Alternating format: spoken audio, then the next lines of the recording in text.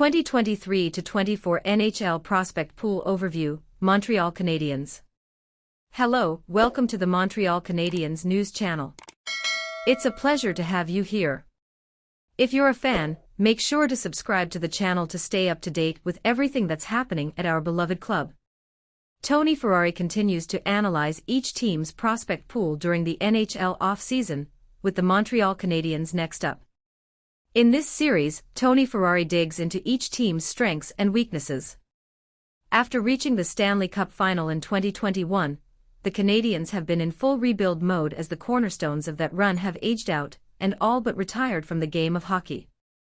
The Canadiens are in a new era led by Nick Suzuki, Cole Caulfield, and Kirby Dach, along with a plethora of young talented players brought in by Executive Vice President of Hockey Operations Jeff Gorton and GM Kent Hughes.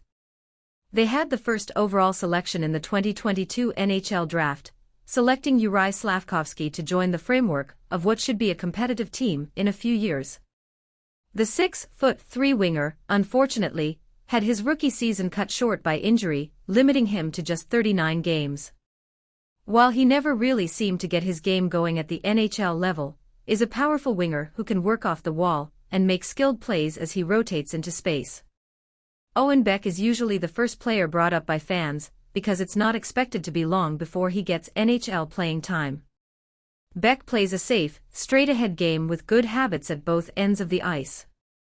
Philip Mizar is a high-pace, high-motor winger who is a relentless battler along the boards and a blur through the neutral zone.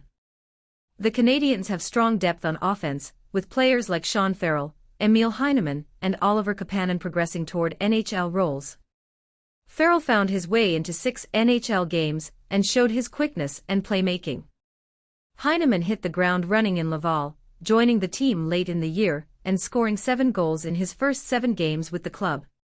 He has a big shot and will get involved physically, making him an excellent middle six scoring option for Montreal. Kapanen is an intelligent defensive center who took a solid step offensively last year in the Liga. On the back end, the Habs have a number of notable prospects, including this year's top selection, David Reinbacher, but it would be criminal to start anywhere other than with the most dynamic blue line prospect in hockey, Lane Hutson. The human highlight reel is an elite skater with a cerebral mindset and the offensive intuition of a high-end forward. While his first full AHL season didn't go quite as well as he hoped, Mattias Norlinder is a highly skilled offensive defenseman. He is excellent on the breakout, using his four-way mobility to evade pressure and move pucks quickly.